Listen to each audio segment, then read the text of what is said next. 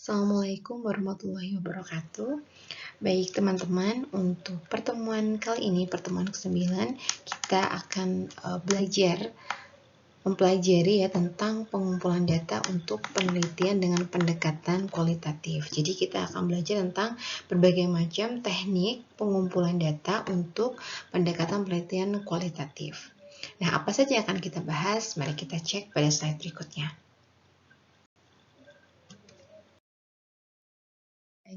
Masuk ke pengumpulan data kualitatif ya. Jadi dalam pendekatan pengumpulan data untuk penelitian kualitatif itu ada banyak yang bisa kita gunakan. Sebenarnya pada penelitian kuantitatif juga sama sih, kita bisa menggunakan bahan pengamatan, kita juga bisa menggunakan bahan wawancara. Hanya saja kalau yang dokumen bisa ya, kita tetap bisa menggunakan dokumen untuk yang kuantitatif, misalkan berupa SOP atau kebijakan sebagai bukti adanya sebuah SOP tersebut. Cuman ya emang yang paling jarang adalah bahan audiovisual, karena bahan audiovisual ini emang biasanya ya digunakan untuk penelitian kualitatif ini. Tapi dalam perkembangannya pengumpulan data kualitatif itu bisa macam-macam ya, karena journalingnya itu bisa dalam penulisan naratif itu kita bisa menggunakan journaling atau dari blog atau mungkin hasil catatan diary gitu ya. Dan kemudian kita juga bisa menggunakan teks dari email kalau zaman sekarang. Pengamatannya juga nggak harus pengamatan langsung, tapi pengamatan lewat video dan pengamatan foto, nggak harus datang orang gitu ya. Apalagi zaman pandemi seperti sekarang, sangat membuka kemungkinan orang melakukan pengumpulan data dengan berbagai cara ya. Kayak contohnya ini, melakukan pengamatan melalui video, divideokan. Tapi otomatis itu membutuhkan usaha dari si responden itu sendiri untuk mengirimkan video dan juga foto kepada peneliti gitu. Atau misalkan kita menggunakan internet, chatroom, video conference dan sebagainya, itu sekarang semakin berkembang. Tapi mungkin kita pelajari dasarnya dulu ya. Yang pertama ada pengamatan, ada berbagai macam tipe pengamatan, dan kemudian wawancara, juga ada berbagai macam tipe wawancara. Dokumen itu pribadi hingga publik, dan kemudian bahan audiovisual seperti yang ini ya. Nah, sekarang kita bahas dulu dari sisi pengamatan. Kalau pengamatan itu kalau secara definisi ya observasi ya, pengumpulan data melalui indera mata yang jadi utama, yaitu melihat langsung ya. Dengan cara pengamatan mendetail terhadap manusia ya, sebagai objek observasinya tidak hanya manusia saja tapi juga lingkungannya. Nah, yang penting adalah kalau kita menggali sesuatu informasi ini dengan menggunakan pengamatan, maka informasi yang dihasilkan adalah perilaku aktual atau perilaku yang sesungguhnya, perilaku yang sebenarnya. Anggaplah begini, mungkin saya misalkan saya melakukan wawancara kepada salah satu mahasiswa semester ini, siapalah sebut Faiz misal. Faiz, saya tanyai dia gitu, misalkan Faiz, kamu biasanya sholat itu berapa kali sehari? Misalkan ini penelitian saya adalah penelitian tentang kegiatan spiritual mahasiswa gitu ya, yang kuliah di UMS gitu misalkan. Terus kemudian saya tanya tentang frekuensi ibadahnya dia kepada Faiz, itu saya bertanya. Kemudian saya bertanya pada Faiz, seberapa banyak atau seberapa sering Anda melakukan kegiatan ibadah? Selanjutnya adalah sholat. Faiz mungkin bisa saja menjawab, sholat saya 4 kali sehari atau 5 kali sehari gitu ya. Terus kemudian mungkin mengaji kamu berapa banyak? Saya hampir setiap waktu sholat mengaji, misalkan gitu. Bisa ya, misalkan saking rajinnya gitu ya, aduh manusia solehah ya, jadi manusia soleh gitu ya, jadi dia rajin mengaji, rajin sholat gitu ya, sholat 5 kali sehari, kemudian ngaji juga 5 kali sehari. Itu adalah saya meneliti perilakunya dia, perilaku dia beribadah. Kalau saya menggunakan wawancara, kan berarti apa yang dia sampaikan, perilaku yang dia sampaikan tadi, yang saya terima tadi adalah perilaku yang dia tuturkan, yang dia sampaikan bahwa oh ini loh, saya sholatnya, perilaku sholatnya itu misalkan sering, rajin atau rutin gitu. Nah, sementara kalau saya melakukan pengamatan, maka mungkin saya akan ikut sehari bersama Faiz gitu ya, ikut ke kosannya gitu ya, pengen tahu gimana dia kesehariannya dengan dia melihat. Nah, dengan dia melihat itu nanti ada berbagai macam cara, apakah pengamatan sebagai partisipan sebagai pengamat, atau pengamat sebagai partisipan, atau non-partisipan gitu ya, yang nanti akhirnya saya mendapatkan sebuah hasilnya adalah saya melihat kegiatan sehari-hari si Faiz. Dan hasil itu saya lihat dengan mata kepala saya sendiri. Makanya itu yang disebut sebagai perilaku aktual atau perilaku yang sesungguhnya yang dia lakukan. Maka kalau dilihat dari itu, metode pengamatan itu bisa dikatakan metode yang paling baik ya untuk melihat melaporkan sebuah kejadian karena peneliti sendiri bisa melihat. Tapi dengan segala kebaikannya itu tadi, metode pengamatan juga jelas memiliki kelemahan ya. Karena Anda bisa bayangkan ketika seseorang itu diikuti oleh orang lain sehari 24 jam. Apa yang kemungkinan bisa terjadi? Yang paling dimungkinkan adalah tadi ya, Faiz itu jadi nggak jujur dengan keadaan sehari-harinya. Yang biasanya dia mungkin bangun jam 9 pagi, kemudian karena ada saya dia jadi bangun subuh, kan bisa jadi seperti itu. Nah, itu adalah kelemahan dari tipe pengamatan gitu ya. Jadi akhirnya bisa jadi subjek itu melakukan perilaku yang dibuat-buat juga gitu karena diawasi terus-menerus. Makanya nanti ada berbagai macam teknik pengamatan yang kemudian itu tadi tujuannya adalah untuk mengurangi kelemahan-kelemahan dari teknik pengamatan itu sendiri. Oke, berikutnya ini adalah tipe-tipe pengamatan ya. Tipe-tipe pengamatan itu ada partisipan sempurna, partisipan sebagai pengamat, dan pengamat sebagai partisipan atau non-partisipan. Kita bahas dulu yang pertama, yaitu partisipan sempurna. Kalau tipe pengamatan partisipan sempurna itu berarti penelitinya terlibat secara penuh dengan masyarakat yang sedang diamatinya. Jadi dia benar-benar terjun langsung masuk gitu ya. Karena ini biasanya partisipan sempurna itu digunakan untuk studi etnografi ya. Jadi misalkan seorang peneliti datang pada suatu kelompok masyarakat ya, katakanlah di mana misalkan di suku Baduy gitu ya, maka dia akan masuk ke sana menjadi tamu, tapi selain menjadi tamu, dia juga ikut terlibat dalam kegiatan sehari-harinya gitu.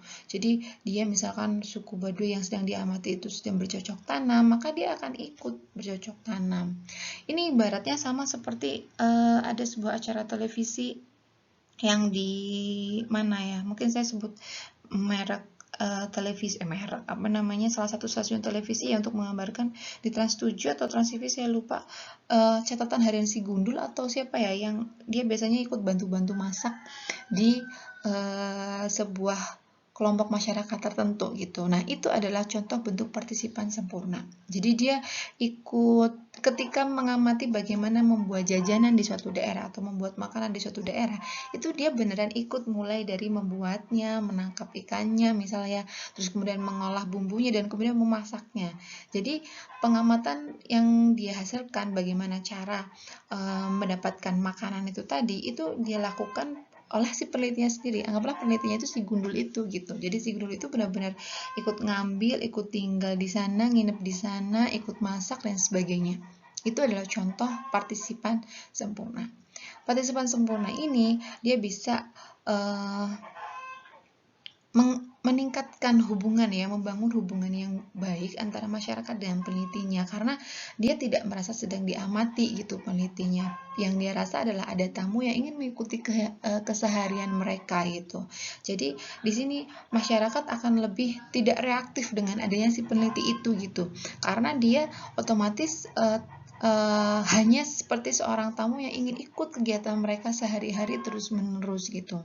Jadi itu dikatakan sebenarnya pengamatan yang baik gitu. Tapi meskipun begitu tetap ada kelemahannya nanti ya, akan kita bahas. Berikutnya adalah contoh partisipan sebagai pengamat.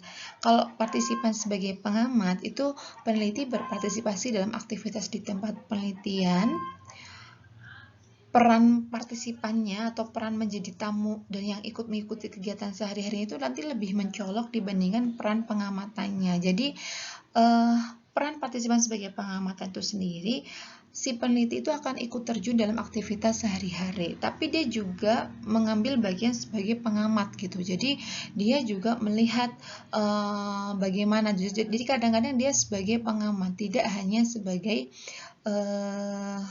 partisipan saja gitu. Nah, di sini kalau pada partisipan sebagai pengamat itu nanti penelitinya otomatis akan masuk ke dalam lingkungan tersebut dan kemudian ikut mengikuti kegiatan hari-hari seperti si gundul itu ya. Jadi dia mengamatinya itu dia akan akhirnya memiliki pandangan sebagai insider atau sebagai orang yang berada di dalam kelompok. Jadi orang yang sudah dalam kelompok, dia hidup bersama, kemudian ikut bangun pagi, ikut bekerja, ikut mengambil misalkan bahan makanan yang akan digunakan sehari-hari untuk dibuat gitu. Jadi datanya memang akhirnya menjadi data subjektif karena itu dari berdasarkan pendapat si peneliti yang sudah mengikuti kehidupan keseharian mereka. Tapi nanti akan ada kelemahannya. Kelemahannya adalah si peneliti itu mungkin bisa jadi akan kesulitan untuk merekam peristiwa-peristiwa, apalagi kalau dia sudah larut dalam aktivitas tersebut gitu. Misalnya dia sudah melakukan kegiatan yang dilakukan di masyarakat itu secara setiap hari, berarti kayak si gundul gitu ya. Si gundul itu dia sudah ikut masak masakan yang awalnya mungkin dirasa aneh gitu cara masaknya. Misalkan cara masaknya menggunakan bambu dan itu harus dibakar dalam pasirnya pantai gitu, dan itu dia sudah melakukan itu setiap hari, dia sudah hafal caranya, sudah merupakan bukan hal yang baru. Nah, nanti bisa jadi dia akan lupa menceritakan keunikannya itu seperti apa, menceritakan anehnya makan makanan yang dimasak dengan bambu yang dipendam di dalam tanah, misalkan seperti itu gitu. Jadi itu adalah kelemahannya dari menggunakan teknik ini ya. Nah, yang akan saya bahas langsung kekurangan dari partisipan sebagai pengamat ya. Karena ini yang biasanya lebih banyak digunakan. Jadi kalau yang tadi yang partisipan sempurna itu biasanya yang awal dulu itu adalah tahapannya awal itu dulu untuk lebih mengenal, lebih mendekatkan hubungan dengan masyarakatnya, dia menggunakan teknik partisipan utuh tadi, partisipan sempurna. Baru ketika dia sudah mulai dekat, mulai diajak pada berbagai macam kegiatan mereka sudah lebih terbuka dengan si peneliti mengambil bagian sebagai partisipan, sebagai pengamat. Nah, kelebihannya kalau partisipan sebagai pengamat, teknik ini tuh biasanya mengurangi reaktivitas responden yang diamati. Jelas ya, karena dia ngikut dalam kegiatan keseharian kan ya dianggapnya ya sudah orang yang pengen tahu kegiatan mereka dan ngikut aja kegiatan mereka dari awal sampai akhir gitu. Dan kemudian juga meningkatkan pemahaman intuitif tentang makna dan budaya yang diteliti. Karena dia merasakan, ikut melaksanakan kegiatan itu, kemudian dia juga lakukan kegiatan itu sebagai kegiatan sehari-hari. Jadi nanti pelaporan datanya itu bisa menggunakan intuisi dari si peneliti itu ya tentang makna dan budaya yang dia teliti itu gitu. Dan biasanya cocok untuk topik yang baru ya, yang belum banyak diketahui dan kompleks. Ini maksudnya adalah misalkan seperti tadi dalam cerita si gundul yang memaparkan ada satu teknik masak yang baru yang kita belum pernah lihat pada daerah kota, itu kan disajikan melalui televisi dan kemudian televisi itu kan memaparkan yang tidak pernah kita lihat gitu ya. Jadi seperti itu, cocok untuk topik yang baru yang belum banyak diketahui dan yang mana itu kompleks gitu. Dan kemudian biasanya untuk dikonsumsi dalam artian digunakan oleh kelompok lain yang belum pernah melihatnya. Dan kemudian cocok untuk memahami proses kejadian norma atau konteks sosial sebuah situasi. Nah, ini pengamatan, karena pengamatan itu waktunya lama ya, jadi otomatis dia cocok untuk memahami proses. Karena kan kalau dengan melihat secara langsung, itu berarti kita akan melihat kejadian itu sebuah proses atau terjadinya sebuah masalah atau terjadinya sebuah kebudayaan tertentu gitu, kita bisa melihatnya gitu ya. Karena sekali lagi, pengamatan waktunya itu sangat panjang. Jadi untuk melihat proses, dia bisa melihat proses dari awal sampai akhir, tapi kekurangannya jelas ya, waktunya sangat panjang. Karena ini biasanya digunakan untuk studi etnografi ya. Untuk studi etnografi itu biasanya menghabiskan waktu 1-2 tahun. Karena memang membutuhkan waktu pengamatan yang lama. Kekurangan kedua, harus bisa bahasa lokal ya.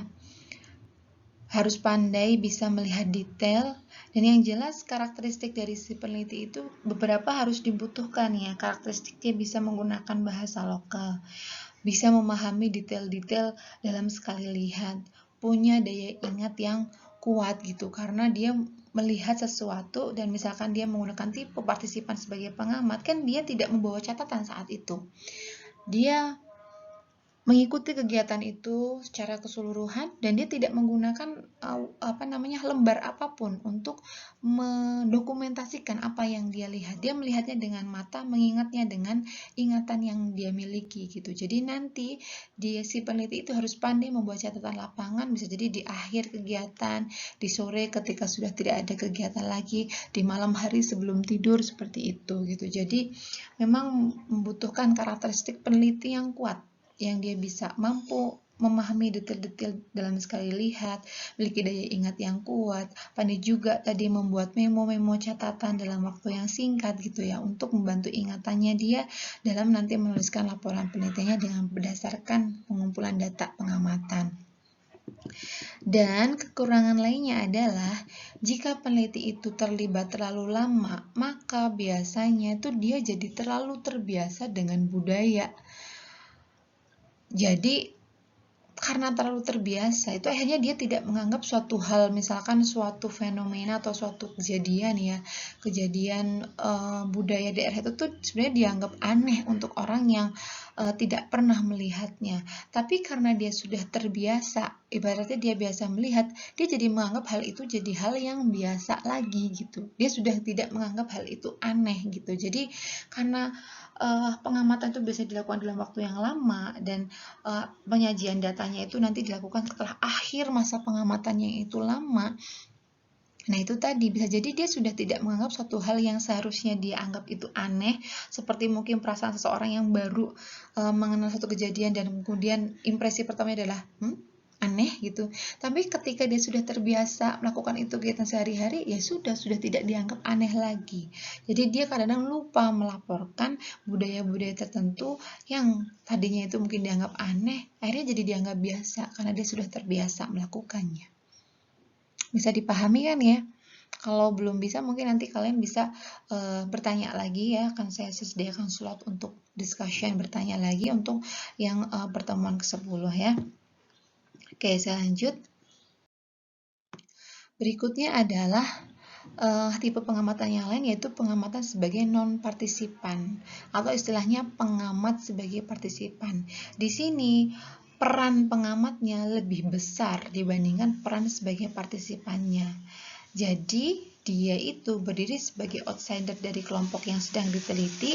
Dia duduk dan kemudian dia melihat kegiatan yang dilakukan oleh masyarakat yang sedang dia teliti. Jadi dia tidak mengikuti kegiatan masyarakat yang dia amati, tapi dia menyaksikannya dari kejauhan dan membuat catatan lapangan gitu. Jadi otomatis ya, Anda bisa bayangkan Anda datang pada suatu kelompok daerah gitu ya, misalkan ada sebuah daerah yang sedang melakukan suatu upacara adat, Anda tidak mengikuti upacara adat itu, tapi Anda duduk dari kejauhan dan melihat upacara adat itu, menyaksikan dari kejauhan.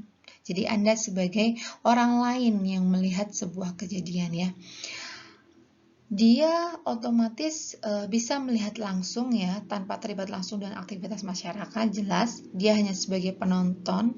Nah biasanya kalau sebagai non-partisipan itu, pengamatannya adalah berupa pengamatan terstruktur. Pengamatan terstruktur itu, peneliti itu sudah menentukan nanti mau melihat apa saja.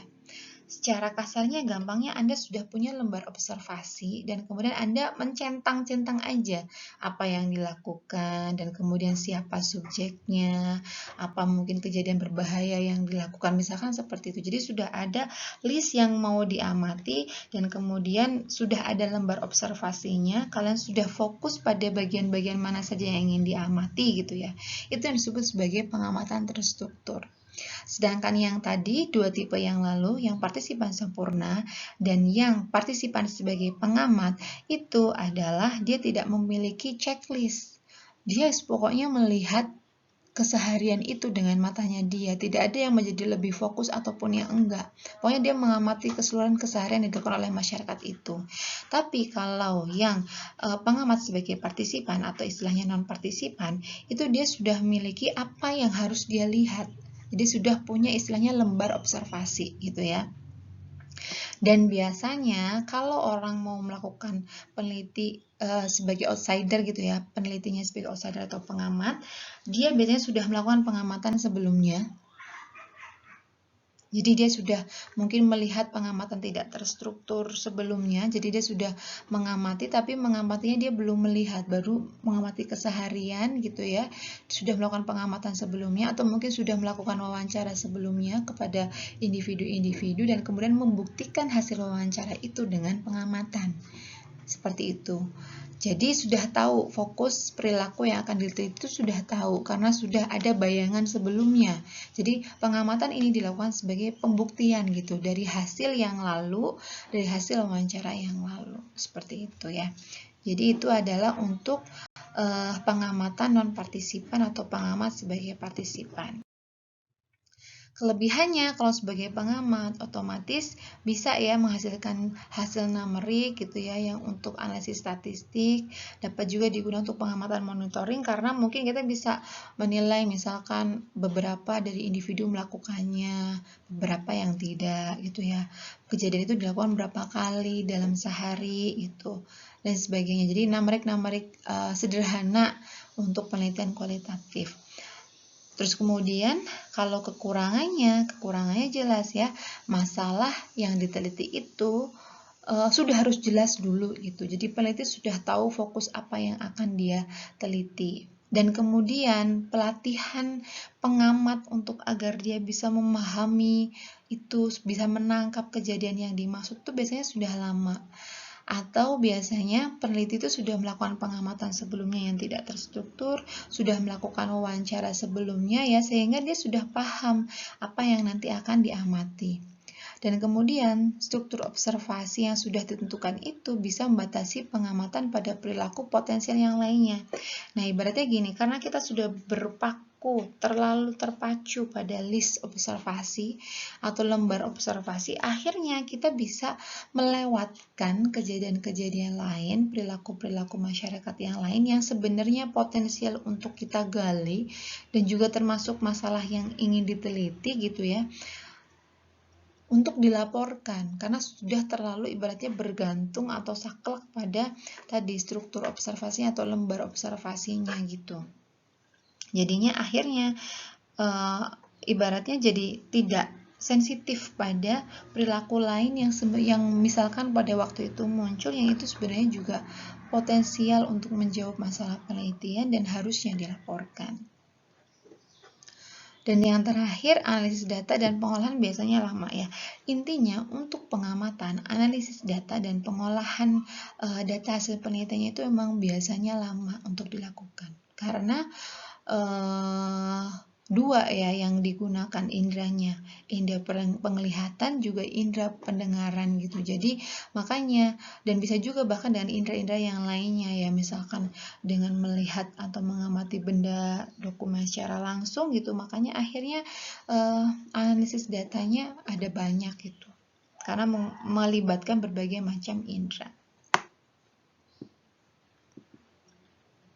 Oke, ini adalah untuk yang pengamatan. Mungkin kalau masih ada yang belum memahami bisa ditanyakan di sesi diskusi nanti berikutnya. Saya harap kalian paham ya. Nah, untuk tipe pengamatan ini gitu ya, sebagai pengamat yang baik, itu baiknya peneliti itu bisa berubah-ubah peran selama proses pengamatan. Dia bisa memulai sebagai seorang non-partisipan dulu, jadi mulai non-partisipan kemudian beralih jadi partisipan, atau malah mungkin sebaliknya sebagai partisipan sempurna dulu, nanti bisa pengamat partisipan sebagai pengamat, baru yang tadi sebagai non partisipan gitu. Jadi bisa berolah-alik gitu ya, bisa berubah-ubah tergantung kebutuhan. Dan kemudian seorang partisipan yang baik juga membutuhkan keterampilan istimewa ya, yang memungkinkan peneliti menangani berbagai persoalan. Misalkan tadi bisa melihat adanya potensi kebohongan dari masyarakat yang diwawancara gitu ya, atau bisa memanajemen kesan dan potensi ketersingkiran sang peneliti itu sendiri dalam lingkungan asing. Misalkan merasa diabaikan penelitinya karena dia sebagai orang asing, nggak diajak, nggak dilibatkan. Jadi orangnya juga harus supel gitu ya. Jadi di sini memang karakteristik penelitinya itu harus kuat. Dia harus menjadi seseorang yang supel, yang mudah berkomunikasi dengan yang lain, bisa juga menangkal potensi kebohongan dari masyarakatnya, kesan ditutup-tutupi gitu ya. Dan kemudian mungkin potensi nanti disingkirkan dalam artian tidak dilibatkan gitu ya, itu harus bisa ditangani sendiri oleh si peneliti. Karena memang kita ingat ya, pada penelitian kualitatif, instrumen penelitian itu adalah si peneliti itu sendiri gitu. Dan dia dinamis, dia bisa berubah-ubah menjadi instrumen apapun gitu kalau pada penelitian kualitatif gitu ya. Jadi makanya ini adalah sebuah keunggulan dari kualitatif yang diakomodir dengan metode pengumpulan data berupa pengamatan.